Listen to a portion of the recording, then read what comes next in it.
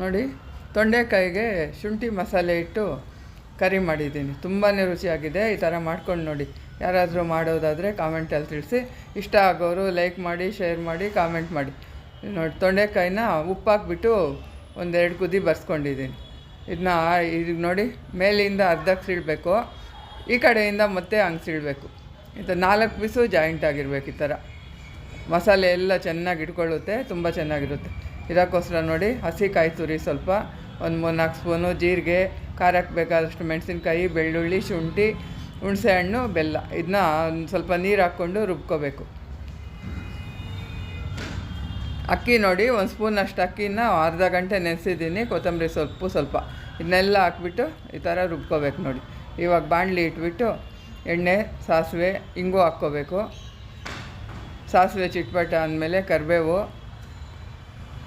ಮಾಡ್ಕೊಳ್ಳಿ. ಇದನ್ನ ತುಂಬಾ ರುಚಿಯಾಗಿದೆ.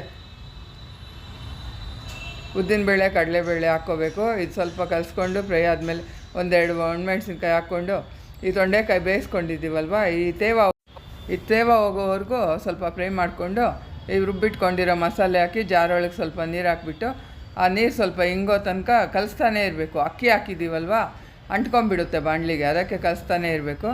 ಮತ್ತು ಅನ್ನಕ್ಕೆ ಹಾಕ್ಕೊಂಡು ಕಲಿಸ್ಕೊಂಡ್ಲಿ, ಬಿಸಿ ಬಿಸಿ ಅನ್ನಕ್ಕೆ ತುಂಬಾ ಚೆನ್ನಾಗಿರುತ್ತೆ.